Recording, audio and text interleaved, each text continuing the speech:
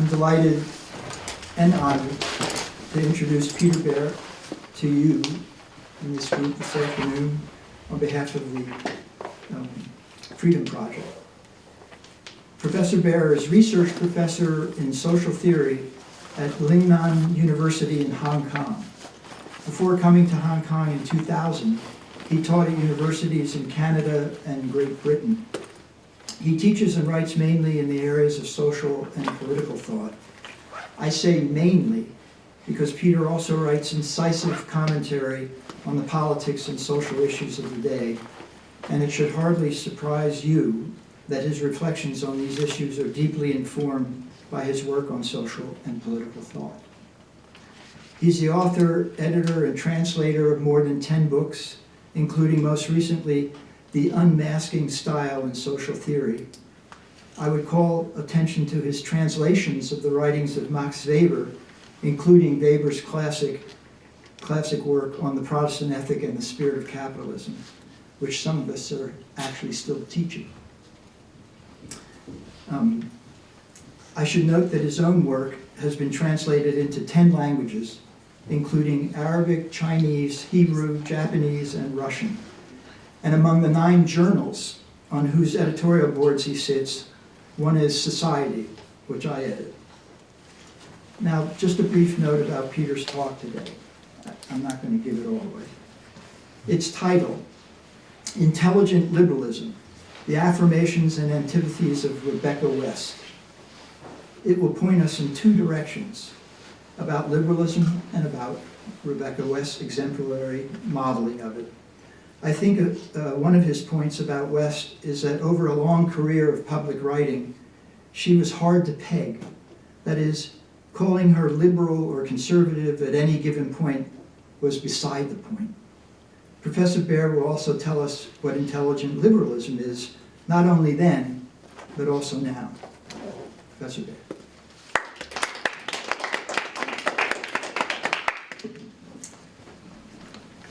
Thank you, Jonathan, and my thanks also go to the Freedom Project team, Catherine Lynch and her fellow members, Karen and Shingy. Thank you for making my time here so pleasant and for bringing me over. And I think this is also the opportunity for me to pay tribute to the founder of this project, namely Tom Cushman. It was his energy, his ambition, and his vision that created the Freedom Project, and therefore also created a space for very strange people like me, kind of, dissenting voices, particularly dissenting voices in the academy. And I think it was really a great achievement, and I hope his legacy endures. Well, this lecture has a pompous title. It's just the sort of thing you'd expect from a social theorist, isn't it? It would have been better and simpler if I had just called the talk, Why Rebecca West Matters Today.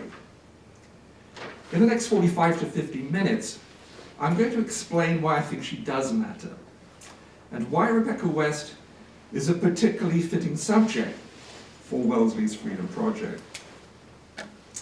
In the archives of Harold Ross, who for a few decades was the editor of the New Yorker magazine, for which Rebecca wrote a number of great articles, there is an intriguing letter which suggests that Wellesley College was contemplating awarding an honorary degree to Rebecca West.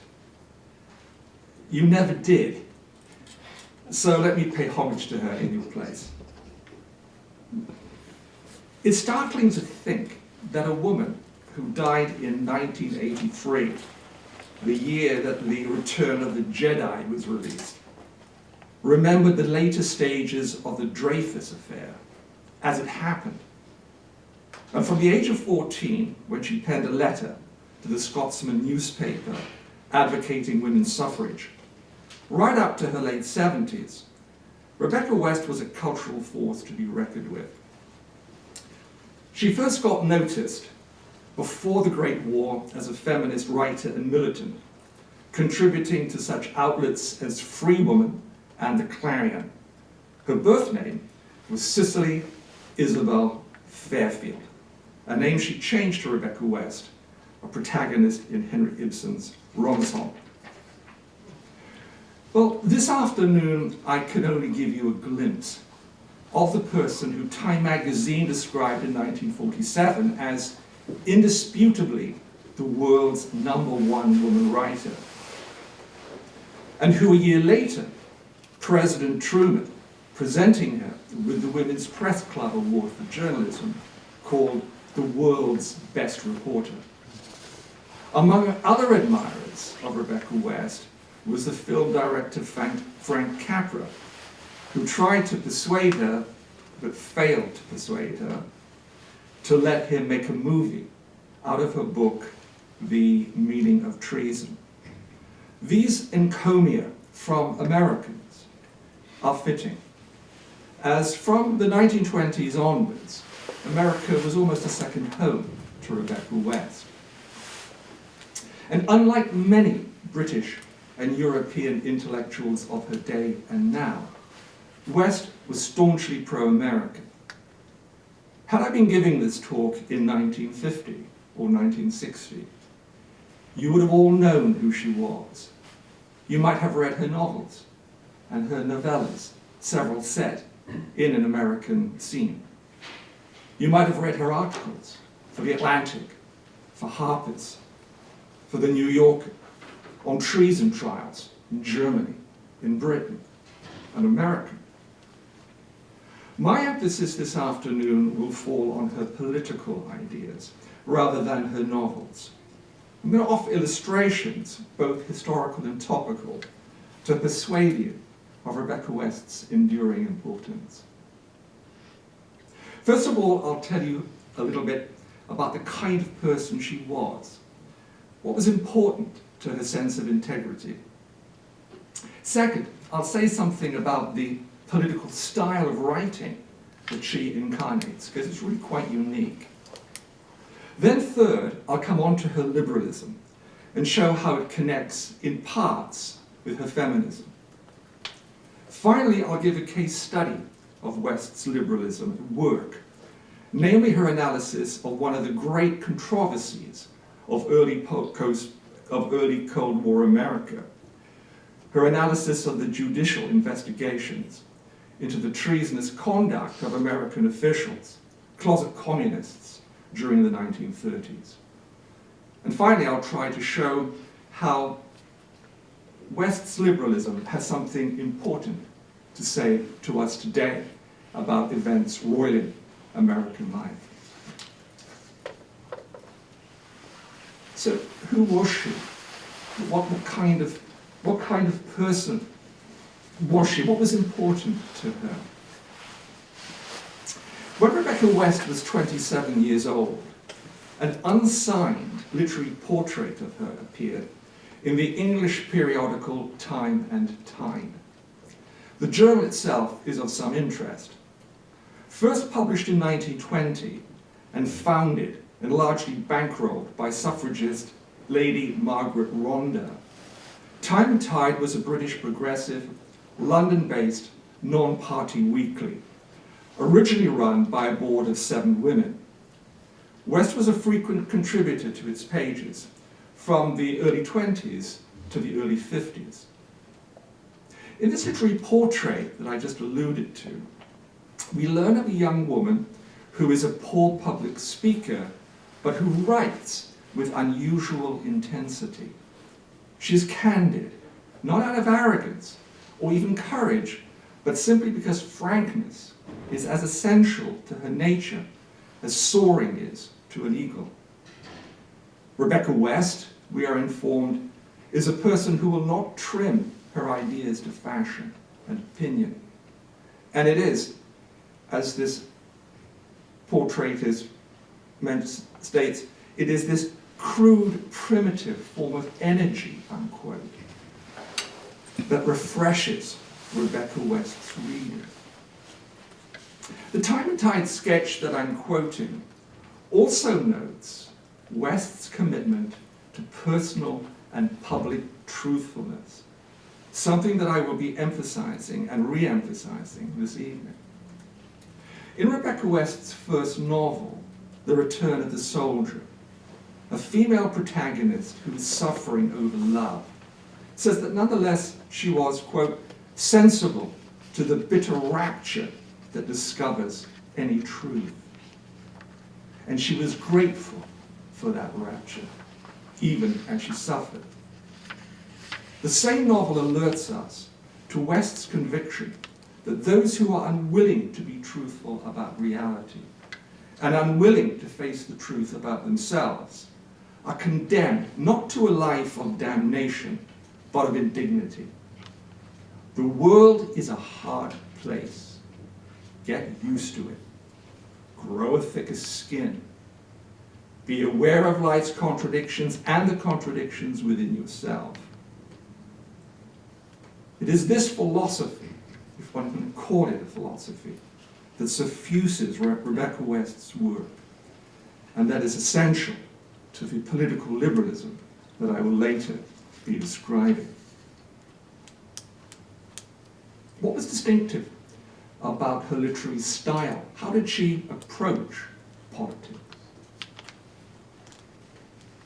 Like many intellectuals of her day, Virginia Woolf and George Orwell among them, Rebecca West was not university educated. Might that have been a godsend for her intellectual development? Some contemporaries thought so. The Time and Tide writer I have already quoted considered it a particular blessing that she escaped a university career, for academic training would almost certainly have turned her into a pedant. And reviewing West's densest and most enigmatic book, The Court and Castle, published by Yale University Press in 1957, the literary critic Frank Kermode described it being, I'm quoting, as remote from the cultivated posturing of weekly essayists as from the blinkered investigation of more academic criticism. Neither posturing essayist nor blinkered academic, Rebecca West was an intellectual phenomenon. Novelist, biographer, literary and theatre critic, travel writer, journalist, and political commentator all jostle for space within her voluminous oeuvre. A tireless autodidact, she learned law to study treason. An inquisitive ethnographer, she trekked across the Balkans 3 times between 1936 and 1938 to record the fate of small nations on the brink of war. Most of all, West was an avid student of the human imagination. She read Homer, Aeschylus, Sophocles, Aristotle, Augustine, Dante, Shakespeare, Hobbes, Philip Sidney, Ben Jonson, Dryden, Lessing, Kant, Rousseau. Classicism, neoclassicism, romanticism, modernism, all and more fell under her gaze. No less a philosopher than Gabriel Marcel admired her acumen. Even so, when Rebecca West wishes to understand, when she wishes to advance our understanding of a political principle or a political ideal, it is not as a philosopher weighing, say, utilitarian against deontological theories of right conduct. That is an arcane language, and it is not hers. West wrote not as a professional philosopher or theorist, but as a political writer and thinker, intent on reaching the largest possible audience of interested readers. The hyper-specialized ethos and ideologically addled atmosphere of the modern university is entirely foreign to her spirit. So in what register did Rebecca West write about politics? I've already indicated that theoretical systems were not her thing. Instead, West gravitated to actual political events political controversy and political battles, several of which she was personally involved. Simultaneously, she cautioned against two stumbling blocks to political thinking: the defect of idiocy, from a Greek root signifying the private person and fixation on the minutiae of the household, and the failing, she punned, of lunacy, a preoccupation with public affairs that looks at the world as if by moonlight, noting its contours but missing its details. In contrast, West's way is to focus on an episode, an incident, a personality, a scandal, a book, a play, a speech, drawing out their implications for citizenship, authority, and freedom. It was a weakness of Kafka, she thought, I'm quoting, to have lacked the power to perceive and appreciate character. His benevolence was impersonal. It flowed out to people in whose idiosyncrasies he was not interested. West's impulse was different. Find the idiosyncrasy, reveal the person. Equally, she declared, political life attains a heightened reality through its dramatis personae. The Third Republic without Dreyfus is as hard to imagine as the Bolsheviks without Lenin. From the foregoing, then, I suggest that we think of West as a political liberal rather than as a rather than as a philosophical liberal. She's a political liberal rather than a philosophical liberal. That is, we think of her as a liberal who takes an active role in contemporary debates, who reaches out to her fellow citizens in a language they understand, and, as we'll see, who's willing to suffer for an unpopular and unfashionable cause. So, let's now move to West's liberalism. In what sense was her political writing liberal? Well, actually, there are many senses in which it was. And when I was reworking this talk today, I cut out some large sections so that we keep the lecture short. But I'm going to mention 4 elements. As I say, there are more, but 4 elements which were especially integral to her idea of liberalism. First, free expression. Second, the political obligation to be intelligent. Third, the demands of political maturity. And fourth, opposition to cruelty. Let's begin with free expression. In a credo published in 1952, West stated, "I believe in liberty, particularly the liberty of a person to be able to say and do what he wishes and what is within his power." Free expression is important not just because of what it enables you to do. It is important because of what it enables you to understand. Because every person is unique and their circumstances differ, says Rebecca, so they must know some things which are not known to anybody else.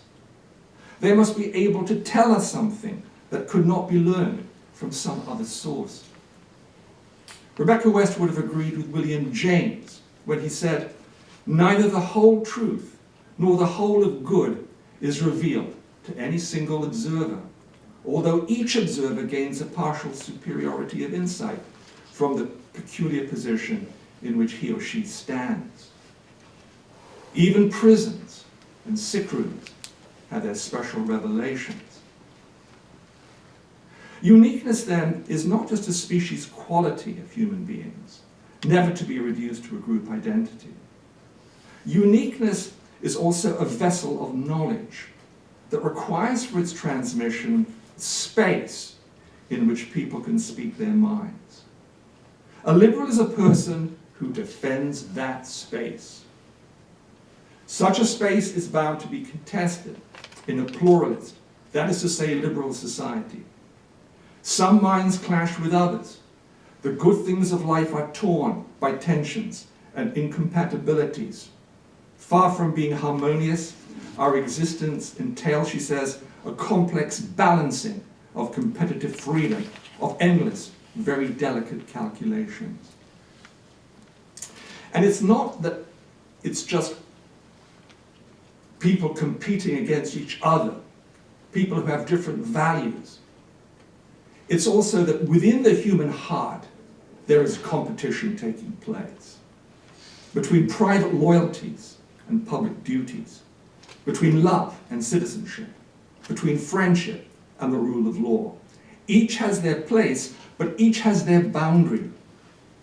It was thus proper and honourable, Rebecca West said, for Secretary of State Dean Acheson to affirm his friendship for the traitor Al-Jahis at the moment of the latter's disgrace. Yet this has no bearing at all on judging his own conduct as a citizen and as a public servant.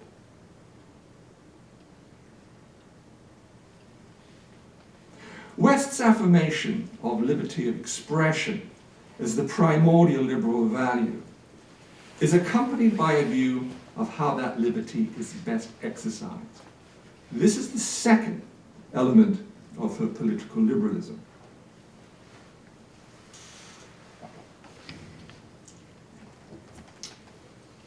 Lionel Trilling, recalling Columbia College in the 1920s, invoked his teacher John Erskine's belief in the moral obligation to be intelligent. That obligation, Rebecca West believed, was also political, and it was the first duty of the liberal writer. Political intelligence avoids nostalgia and historical disinterest, memory holes that even great writers fall into. So it was, she said, with Henry James, who had a tremendous sense of the thing that is, and none at all of the thing that has been. And thus he always is being misled by such lovely shells of the past as Hampton Court in London, into the belief that the past which inhabited them was lovely. On the contrary, says West, striking a note that David Hume could have played, the wine of institutions enjoyed innocently today was originally, she says, trodden out from bruised grapes by the pitiless feet of men. Political intelligence, moreover, puts the highest premium, not just on detailed knowledge, essential if we are to make informed and discriminating judgments, but on intellectual honesty. It is never possible, Rebecca West wrote, to serve the interests of liberalism by believing that which is false to be true. Now, political honesty is not the possession of truth. It is a disposition towards truthfulness, an openness to reality, in which relevant facts are weighed, in which arguments and counter-arguments that bear on the issue at hand are considered. Predilection and prejudice are inevitable. They apply to us all. But to be complacent of truthfulness is to select facts favorable only to one cause, one's own, and is to avoid engaging contrary arguments or to caricature such arguments so that no sensible person could take them seriously. In political matters, she says, truthfulness is more often ambivalent than dogmatic in its diagnosis, more often disconsolate than jubilant in its mood. And notoriously, a commitment to truthfulness often collides with solidarity for a group to which we express allegiance. Solidarity risks impeding when it does not simply prohibit dissent. You are with us or you are against us. If against us, you are either an enemy or a renegade.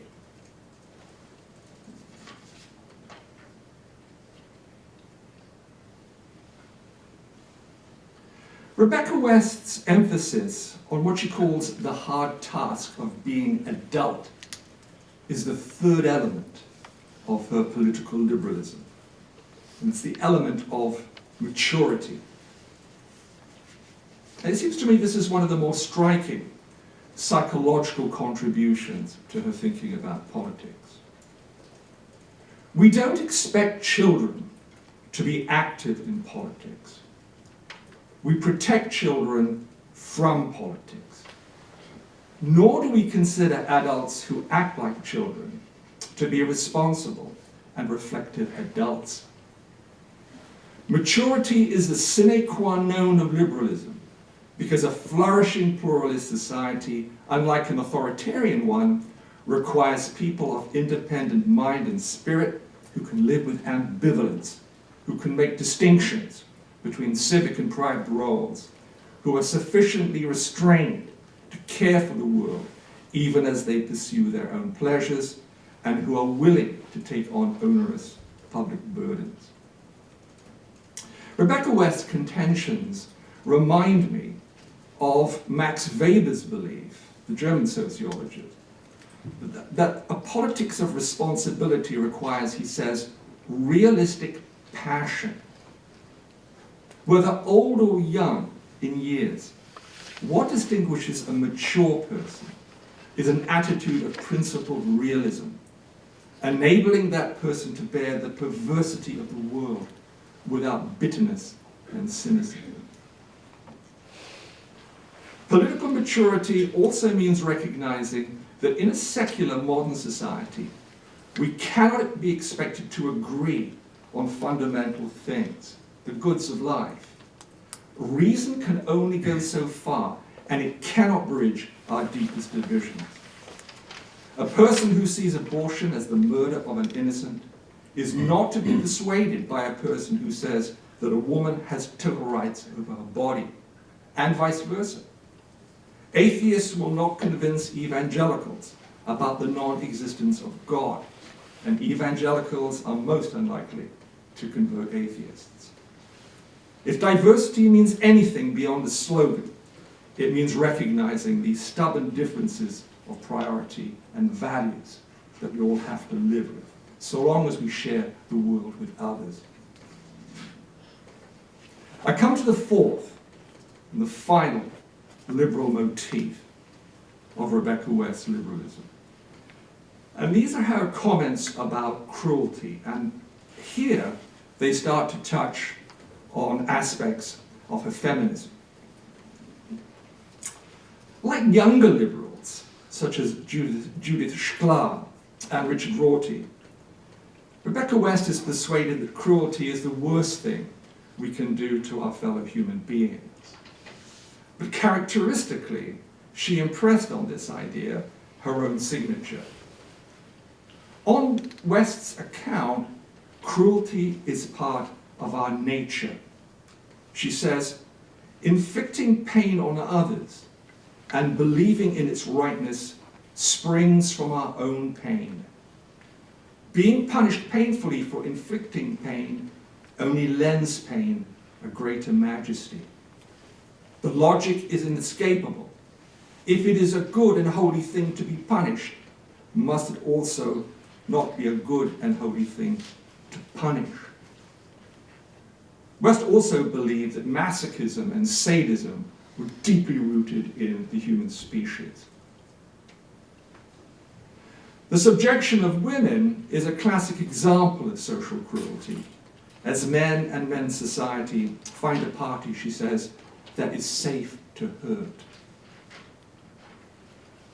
Freedom of speech and the arts, the hallmarks of a liberal society that I mentioned earlier, are a bulwark against cruelty because they permit us publicly to inspect all institutions for traits of it, and because they enable us to hear from those whose lives have been blighted by it. Of pressing importance is that all classes of men and women, as a purely practical measure, use the resources at their disposal to expose humbug and plain confusion. She says, for those who love cruelty, dress themselves up as its enemies, and those who hate it appear to be, and sometimes are, its servants. Never is our liberty to express ourselves more important, she says, than in rebutting the most pernicious and debilitating myth of Western civilization. Sacrificial atonement to God or state or history. As she puts it, that repulsive pretense that pain is the proper price of any good thing. Fascism and communism provide secular variants of this sacrificial myth. Organized Christianity encodes a sacralized version of it in the notion of atonement for humanity's sins. Rebecca West was a complicated Christian. St. Paul is the myth's father, she says. St. Augustine, its seminal theologian. In Augustine's theology, Jesus' death is depicted as part of a cosmic drama in which God revealed his love for humanity by sacrificing his only son. By this theological ruse, as West puts it, the meaning of Christ's death is hideously inverted. Christ, in Rebecca West's counter-theology, is our prime example of what it means to denounce evil and embrace goodness. His death on the cross is the preeminent representation of what the assault of cruelty on the innocent means. Instead, a model of goodness was transformed into a vindication of pain, and a vice transmogrified into virtue. As a feminist, Rebecca West was, of course, acutely aware of the pain endured by women. But as always, anyone expecting a simple ideological homily from her is going to be disappointed. Men and women are cruel to each other. They not infrequently love members of the opposite sex who treat them ill. West refers specifically to the situation in which some younger women find themselves in relation to older men and to society in general. It sometimes happens, she says, that young women cannot find a suitable male mate of their own age who is also free of erotic ties. Such women are more likely to fall in love with roaming older men who come to the affair with other attachments and obligations.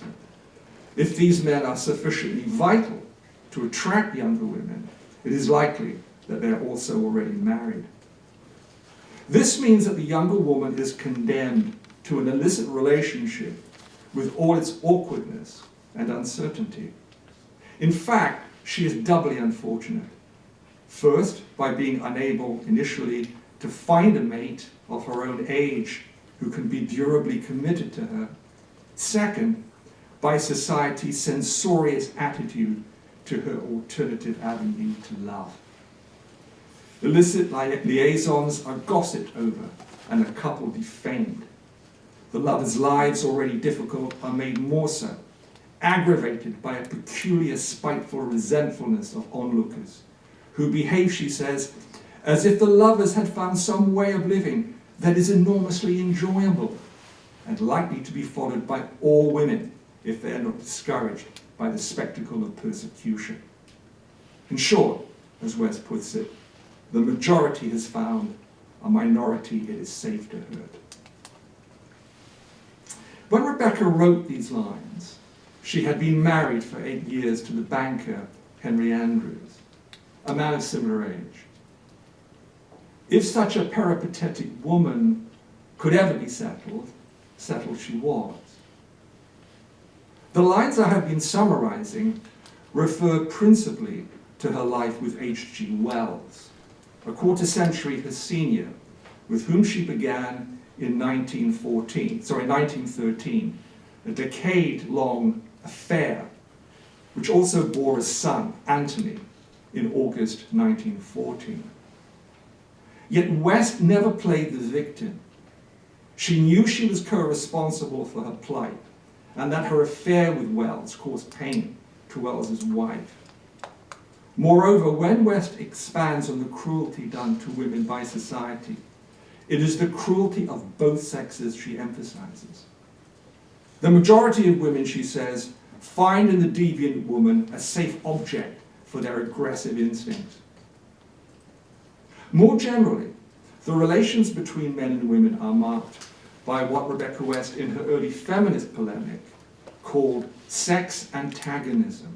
I find this term intriguing, not least because of its contrast with sexism, a term that had not been invented. Generally, we think of sexism as a male prejudice against women, or as the mistreatment of women by men.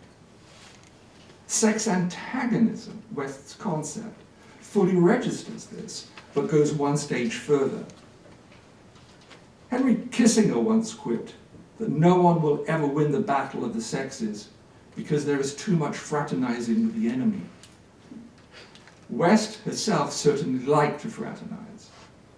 Yet because men and women are so different from each other, it is inevitable that conflicts will exist between them. Not all the time, not in all aspects, but recurrently and inevitably. The reason is that for all their affinity, men and women have different ways of being, often different interests or priorities from men, and engage in different kinds of power play. Eros is inevitably an embattled arena that cannot be reduced to such grand concepts as patriarchy. Men seek power over men, as well as seeking power over women. Women seek power over men, and women also seek power over women. And so there is nothing angelic about West's general depiction of women. Some of the nastiest characters in her novels are women. Accordingly, her criticisms of men never extend to piety. She's a thoroughly realistic feminist. Now, having outlined these four elements of Rebecca West's intelligent liberalism, I want to move towards closing. I've got about 15 minutes more, perhaps a little bit less.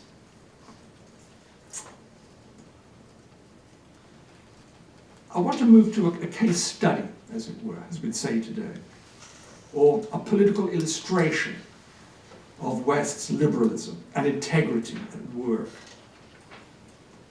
And I want to suggest that her approach to combat, intellectual combat, is of lasting value.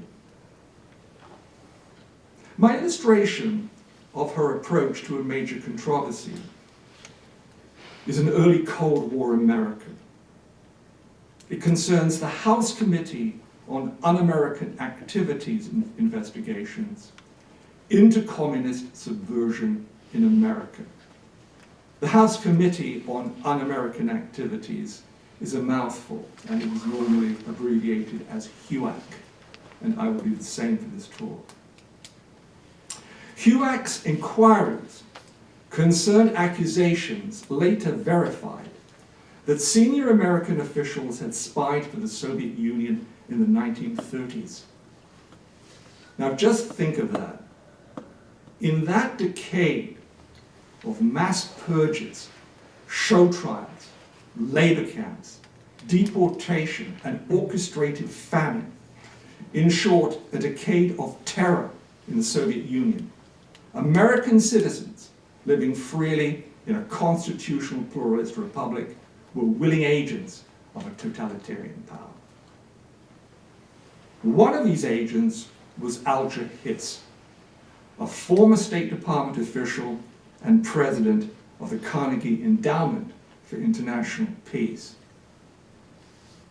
Hitz's nemesis was the ex-communist, and at the time he was subpoenaed by HUAC, he hadn't planned to testify, Whittaker Chambers, who was a senior editor of Time magazine. Now, Rebecca West did not attend in person the HUAC proceedings, but she claims to have read all 105 volumes of the official records of the proceedings. And remember that she was herself a seasoned student of treason trials, probably Britain's finest at the time of the Hewitt investigations. She had reported at Nuremberg and written an account of the treason trials of British fascists who during the war had gone to work for the Nazis. William Joyce, or Lord Haw-Haw, as he was derisively known in Britain, was one of these traitors. My point is that Rebecca West came to Hewitt, came to these proceedings with a keen eye and with forensic skills. West wrote extensively on Hewitt, both for British publications and also for American ones. But it was one essay in particular, published in America, that led to a major scandal and a major rift between Rebecca West and her liberal allies. Let us recall that Hewitt preceded and was not the same as the McCarthy hearings. Hewitt was a body of the House of Representatives. Joe McCarthy was a senator. His inquiry came from the Senate. Now, the Hewitt story is complex, but let me boil it down to essentials, inasmuch as it refers to Rebecca West. First, West criticized several aspects of the Hewitt investigations. That's important to note straight off. She was not in any way a booster. The anomalies of Hewitt, she said, were plentiful, and some of them were serious.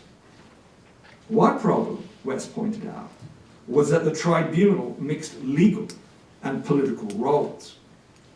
While Hewitt counted lawyers among its number, it was essentially a body of career politicians whose point scoring and speechifying deflected its members from objectivity or even the wish to find it. Persons mentioned in evidence by or before Hewitt were unable to avail themselves of counsel to represent them in front of the committee or to cross-examine witnesses. Moreover, some of Hewitt's phrasing, some of its comments, resembled a dragnet to catch as many suspicious people as possible. These were some of her criticisms. She had others. But now here's the rub. All the same, second, and despite these caveats, she insisted that the investigations were necessary and that America had no other established body to pursue them. Show me your preferred procedure to expose subversion, West demanded of Hewitt's liberal detractors. Otherwise, your outrage is a sham. Third, worse for West. It was clear that many American liberals did not want to do such investigations. They claimed it was a red scare, a witch hunt, an hysterical overreaction to conduct which, even if true, had occurred before the war. It was often said by these same writers that the real object on trial was not Alger Hiss and his Confederates, but the New Deal generation. It was this, above all, that conservatives were recklessly attacking, American liberals said, or some of them. Alger Hiss was just collateral damage. Now, West was convinced that the hearings were needed to get to the bottom of the communist espionage network that had permeated and might still permeate parts of the American state. Britain was also heavily penetrated by Soviet agents, as we learned later, the so-called Cambridge Five, several of whom had worked in the British Embassy in Washington and were active spies into the early 50s.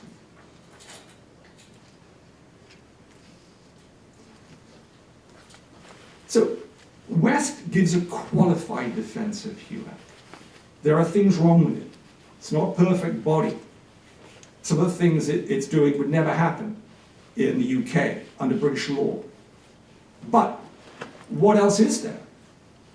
At least it is a body that is looking into something very serious.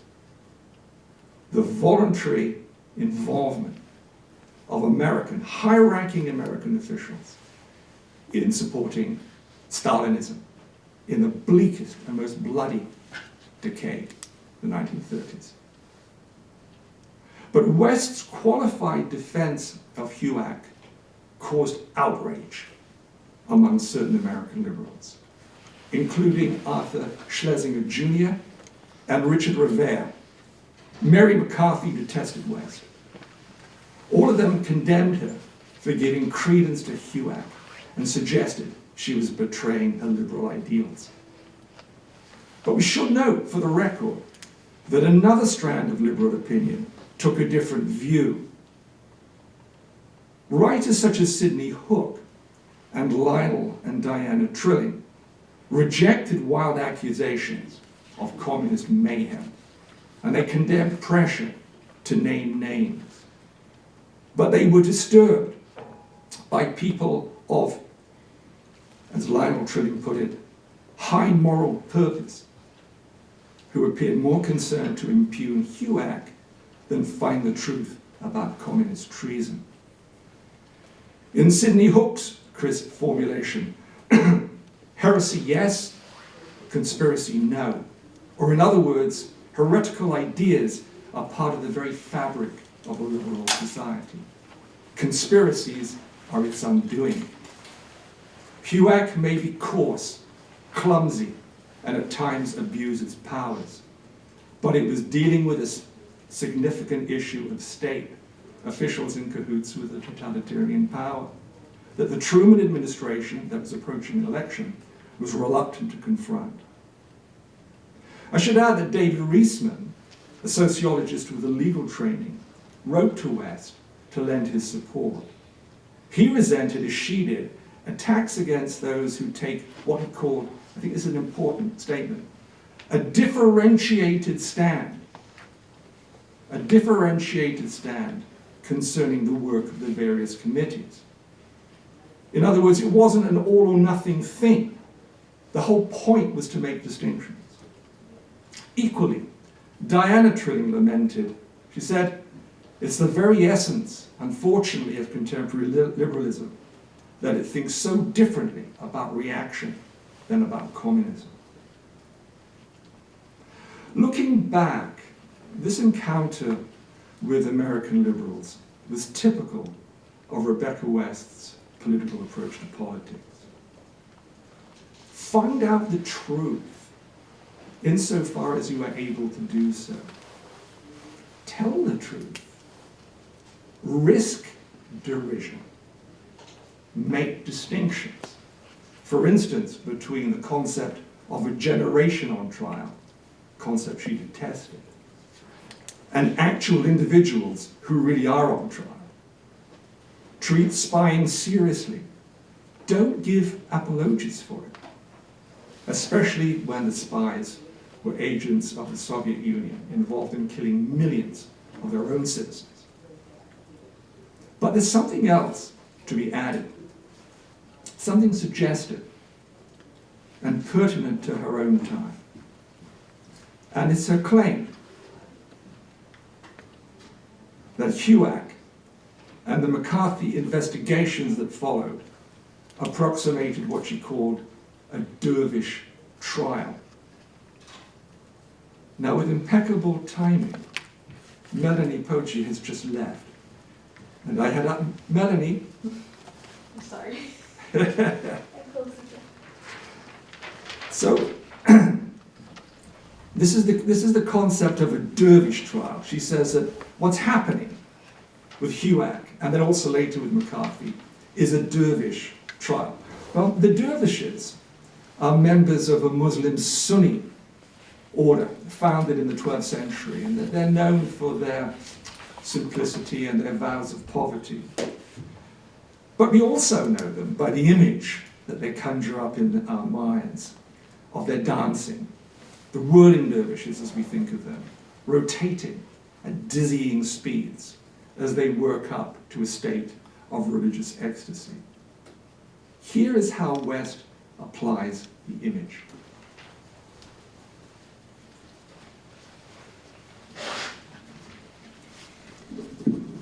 There could be nothing more inappropriate to a court of law than the presence of a mob of dancing dervishes. But in they rush, and the examination of witnesses can hardly be carried on because of the commotion caused by the invaders, twirling and turning all over the courtroom, and the lawyers' speeches are not to be heard because of their holy howlings. Finally, they take over the control of the proceedings. All attempts at deciding the accused person's guilt according to the facts of the case and the principles of law are abandoned. Whether his life is preserved or forfeited depends on which party line triumphs in the tumult. More and more people join the dervishes in their spinning and their screaming, and by the time they have froth at the mouth and fallen to the ground, the courtroom is wrecked.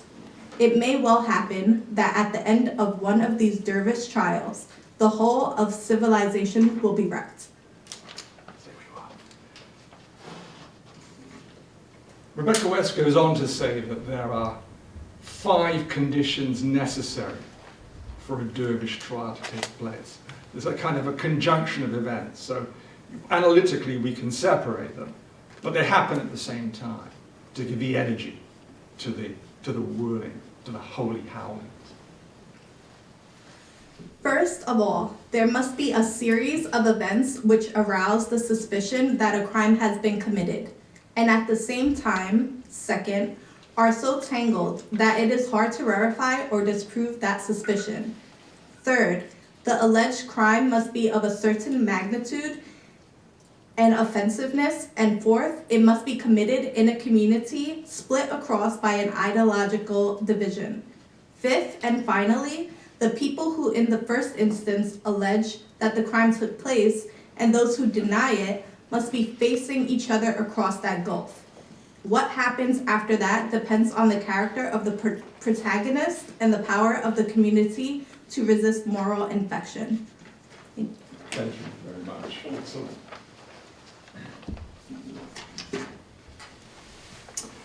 Examples she gives of dervish trials include the Hewitt investigations, of course, but also the Dreyfus affair, and also the furore that arose after the burning down of the Reichstag. And she also talks about Stalin's purge trials. But in a nutshell, a dervish trial, or a dervish investigation, or a dervish hearing, in such a trial, social emotions overwhelm the juridical space. Hatreds displace fairness. And people make up their minds, and they've made up their minds a long time in advance about the guilt and innocence of the respective parties. They're not concerned about weighing evidence. They pick and choose what evidence is useful to their case. Now, I said that I thought that Rebecca West is pertinent. What she says of liberalism is pertinent to America, and I think there are a whole number of ways it is. But wasn't it a dervish trial that we just witnessed in the Brett Kavanaugh hearings? And what about now with the Trump impeachment hearings and trial? Are we seeking justice or vengeance? If the roles were reversed, a Democratic-leaning judge was accused of sexual misconduct and worse, yet with an uncorroborated accusation. If such a person were up for the Supreme Court and being battled by Republicans who didn't want him on, would we have acted in the same way as people acted in the Kavanaugh case? Or what about a Democratic president who was being attacked by Republican rivals just before an election for a phone call that led to nothing? Would our holy howlings be mute? Rebecca West declared that, quote, liberals cannot afford to be unfair or untruthful. The other side can be those things without losing their dynamic power. For they are not thereby betraying their own creed. But if we abandon our sense of reality, if we are false to our vows, and we become disguised reactionaries, we then contrive the defeat of the forces we pretend to serve. Well, my talk is at an end, and with it my digest of elements that define Rebecca West's liberalism, her commitment to free expression, her commitment to political obligation to be intelligent, her emphasis on human maturity, and opposition to cruelty. I tried to convey my admiration for Rebecca West, and I hope I have persuaded at least some of you of her value. Her intelligent liberalism, I think, prompts us to recognize that liberalism is not just something to commit to, but something to be thought about and rethought. An intelligent liberalism is self-aware, discerning. It makes distinctions. It is aware of paradox and tragedy. It understands that not all good things hang together. Intelligent liberalism grasps, as Rebecca West wisely put it, this is not a strictly moral universe. Thank you.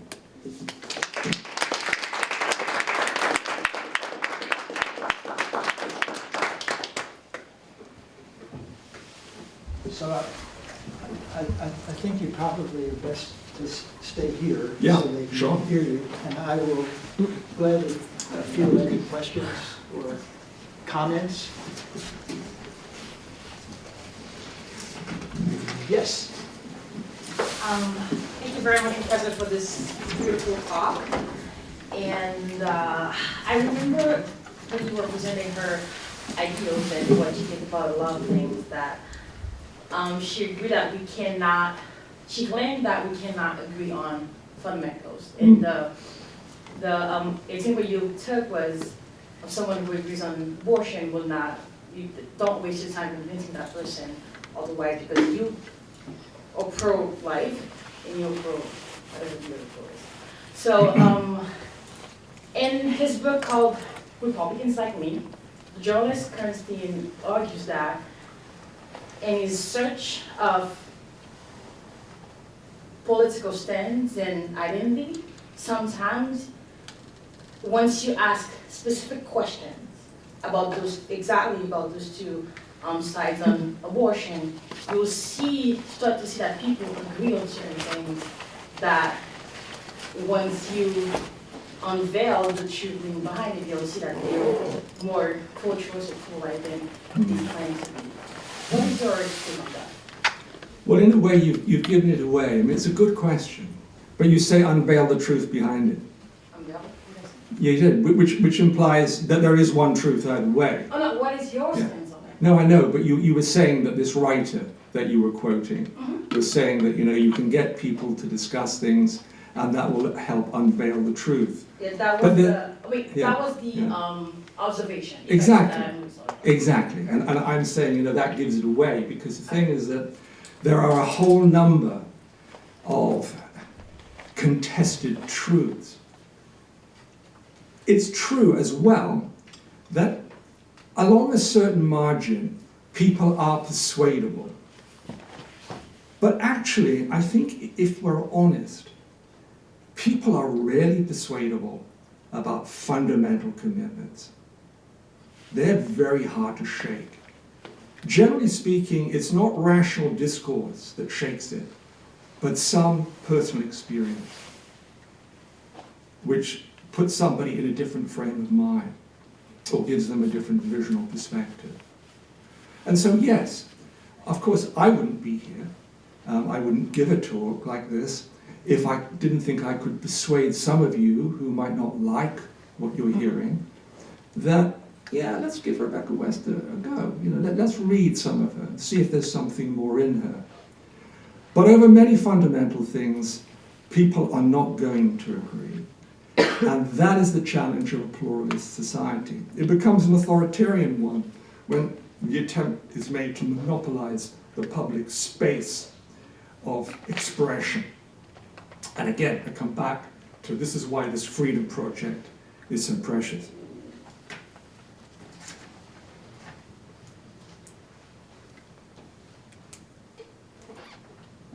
I'll ask a question. Yeah. This, I think the student wanted to come back. oh, I'm Yeah. Sorry, I'll just let him. Go ahead, go ahead. Okay, so when I was being introduced to American politics in high school, I remember being taught that young people, like even kids, grow up thinking that they want to choose one side or the other, but one of the strongest influence behind it is if you grew up in a household, a Democratic household, you're more likely to become Democrat. Mm. So how is this factor compared to personal experience being the main reason behind political identity and all that? So like if you, how prevalent is, I was raised by a Republican parent, I'm a Republican, or I believe in these things that are historically Republican because of personal views, of personal things that happens to me. Like how prevalent do you think? If you were to choose or put the emphasis on the influence of either one of these, which one would it be? Well, I think when people are younger, maybe just a little bit younger than you, but maybe you still fall into this category, there is a degree of fluidity. There's a degree of fluidity. Children grow up with their parents and their views, their political views, and they generally accept them for a while. And then they rebel against them, and then maybe they might have second thoughts. They're also hearing from their teachers, from their peers. So the formation of political views is a very, very social thing. But people remain fluid. But you know, this is what is so important about university. Because the fluidity really should be encouraged in university. People should be encouraged to remain fluid and then make up their minds. But often we know that's not the case. We know often that when they come to university, especially in the humanities and in the social sciences, I'm ashamed to say, there is often a great deal of propagandizing by university professors who students look up to as a model and are so much smarter than their parents. And so at that phase, you can find a rigidity emerging, kind of a callous aspect of political views. And from then on, deep political convictions are rare to shake.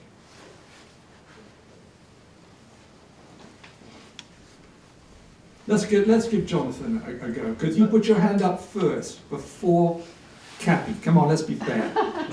So all I wanted to ask was how you see the development of a faculty in higher education losing its capacity for what you're calling fluidity. Why has that happened? Now Rebecca West wouldn't have liked it to call it a generational aspect, but it certainly must have something to do with the historical moment that the development of this particular characteristic that some of us at least observe, if not everyone. I can't really answer that. I think it would involve, a very long historical disquisition about the conditions that have led to where we are. What's your view?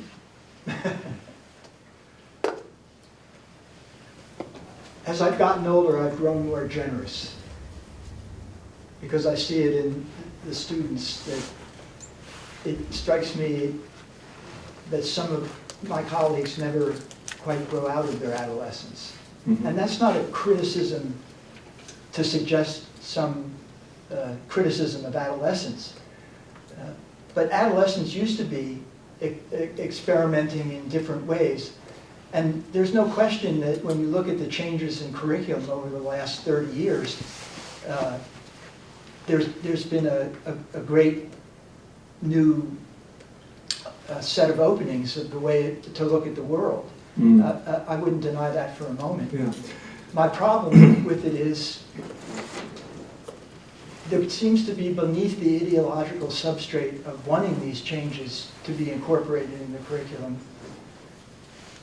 demand for adherence rather than coherence, as one writer recently put it. And I don't understand that. And so I revert to seeing it in a generational sense. Maybe I'm just old white man who's seeing his fortunes burning out. I don't know. That's why I asked. Well, I don't really know either, but one thing that I would note is the cultural difference between, say, from where I am and from the United States, and also Canada, which is much worse in the negative respects that I've hinted at. In Hong Kong, right now, well, before the Wuhan virus, young people were risking everything. Their futures, even their lives, for their city, for freedom, faced by a juggernaut Communist Party. No identity politics. No looking into the soul. It was fight. Be free. And yet, across over here, this identity solipsism, this preoccupation and obsession with identity, deeply anti-political. Those students are fighting for their city. That's what's important for them. And there is very little identity politics there, except the identity of being a Hong Konger, a Cantonese speaker, who wants to make sure that they're not invaded from the north by people who have been properly disciplined by the Communist Party and who bring the panoply of disciplines with them. It's an extremely moving experience to see this. And I've been teaching in Hong Kong for 20 years. And the students were so unpolitical until fairly recently. You know, it's difficult to talk about them in politics. Now, I should add that when I give classes in political thought, political theory, I do not take a stand with students. I think that's wrong. In my class, there are people who support the Communist Party. They're a minority. We have some mainland students who wouldn't be there if their parents, we wouldn't be in Hong Kong if their parents weren't party members.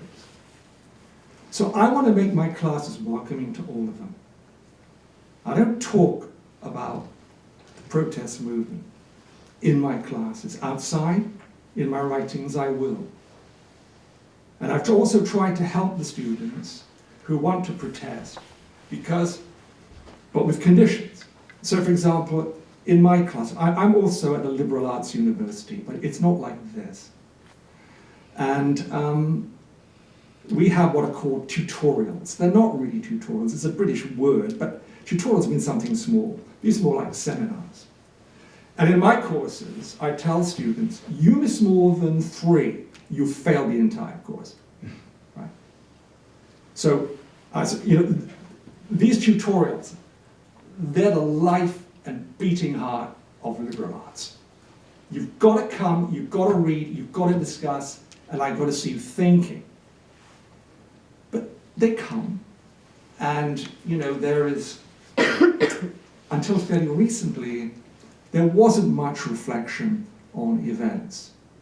Now, I said to students, if you're away on protest, I won't apply this rule to you, but you have to tell me in advance that you're going, not the day after, when you've slept in. And also, I'm going to give you other work to do. So the students feel that they have the ability to take a role at this time, but that other students don't feel that because they don't share their views, they're being penalized by a professor, a liberal professor like me. Now, these scruples are really important. And coming back to your point, Jonathan, about coherence, I think anything can be made coherent, unfortunately. But what we should be trying to do as educators, in my view, is to encourage thought, to encourage reflection, and to discourage formulae of any type. Not to allow formulae to do your thinking for you. People like Rebecca West and another female author that I studied extensively, Hannah Arendt, are for me deeply admirable, because when I read their work I see that they think of issues one by one, and they make a determination on that issue. They don't roll all the issues together. You don't know what they're going to say in advance of the issue. Now that is thought, and I think that is what we should be trying to encourage as university professors. Cappy, you were going to say something. Well, I just didn't want this moment to be left, since you threw out like this live electrical rail of the impeachment hearings and the Kavanaugh hearings, to just like pass over that as if you didn't say that. So I wanted to try to get people to engage that a little bit more. In some ways it seems hopeless that when you have political bodies like we have right now, you know, debating the impeachment, that they will turn it into a political issue. And in a way, they're just doing what they're supposed to do for their constituents, you know. But yes, at the same time, it is a truth-seeking process. So it kind of goes to what you were saying, that I think you said, Rebecca West said, you know, you shouldn't mix these political aims up with these other aims. And yet the institutions that we have, which are, you know, trying to reach a conclusion about these issues, are frankly political bodies. So I don't see the way out of the conundrum. I mean, a university is a truth-seeking institution, or is supposed to be. But, and you know, this is why we have separation of powers too. We have different parts of our government that are supposed to perform different functions. But once you're on the train where it's a political train, very hard to get back to the point where you're just, you know, are you going to turn the United States Senate in 2020 into a truth-seeking body instead of a political body? How does that happen? Anyway, I just didn't want us to pass over those really interesting points, because they're so uncomfortable for us to talk about. I mean, I think they are really uncomfortable for us to talk about, because we all, you know, on those two particular trials, these are taboo topics, so we should talk about them. Well, we should talk about them if people want to talk about them. Well, yeah, But we shouldn't just pretend that you didn't say that. I don't think people necessarily are. But did I say that there was a way out? No. Did I say that Rebecca West said there was a way out? Not at all. I mean, there are some things which are just horrible. And in this case, hopeless. Hopeless. Short-term hopeless. And you're right that in the American Republic, these bodies are constituted in a way that will encourage the mixing of political and legal rules. Well, nobody's going to change that anytime soon.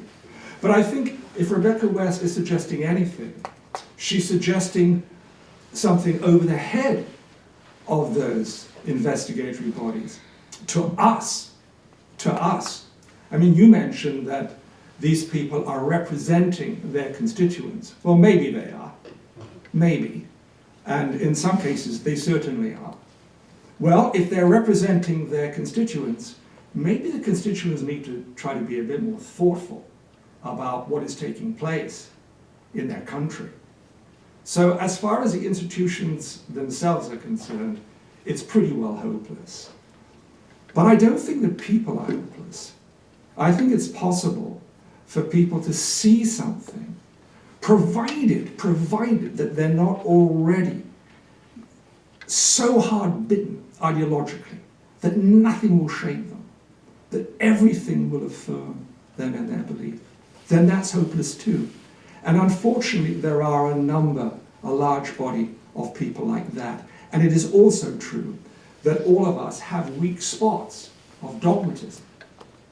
You know, all of us are really dogmatic about something. I know that I am. So I'm not trying to get all pious now. That would be a terrible thing, especially when I'm talking about Rebecca West. But I'm saying, and here we come back to the students' remarks about whether people can change or are persuadable.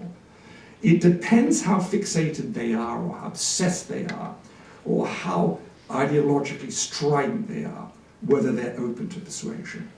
But there is something else, and I also hinted at it. And that is not reason, or discussion, or law, it's consequence. It's consequence. What if President Trump wins in November? What will that do to the Democratic Party?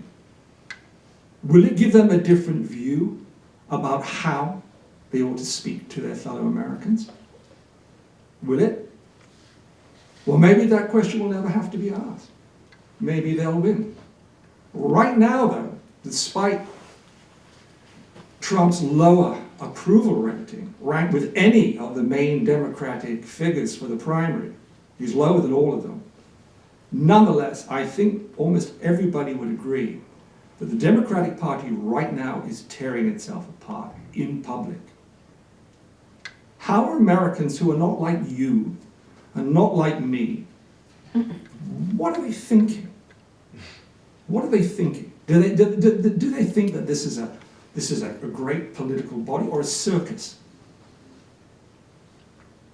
So, you know, we shouldn't underestimate what I will scandalously call the common sense of ordinary citizens to say, this is enough, I've had it.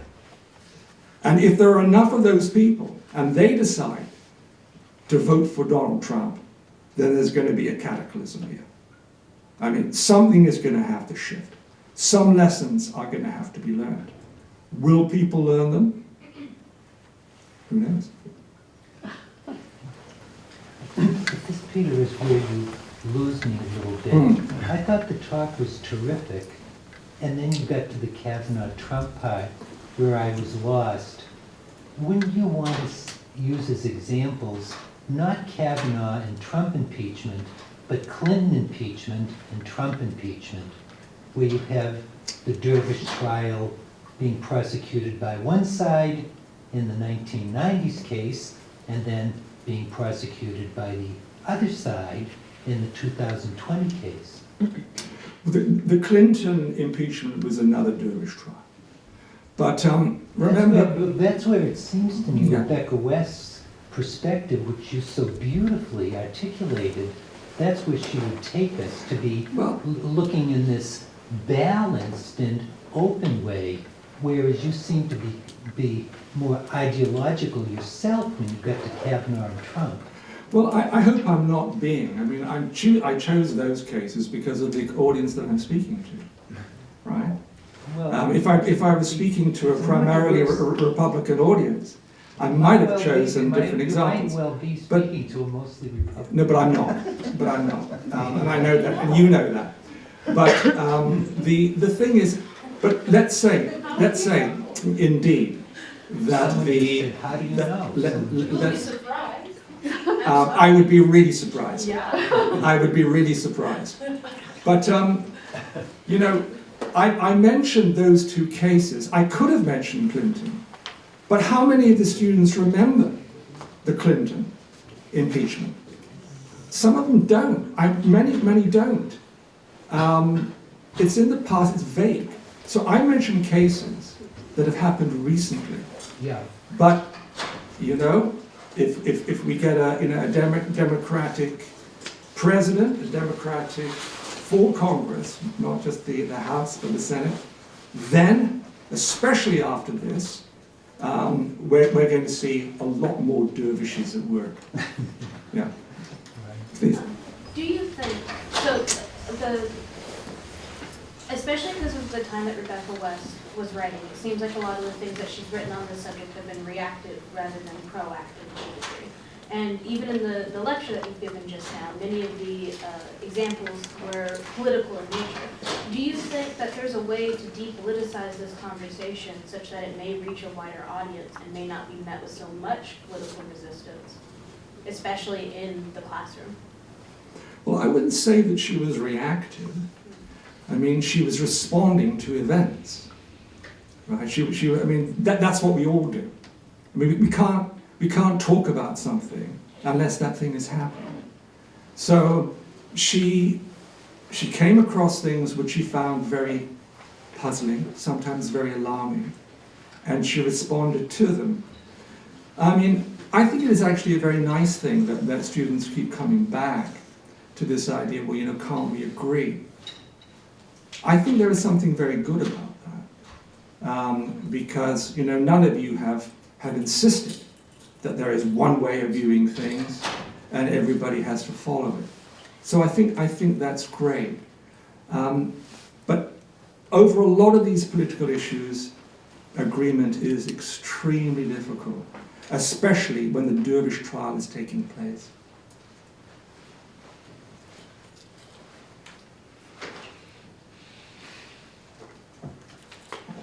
Any other? Well, then we'll thank you again. Thank you for coming, spending some time with me.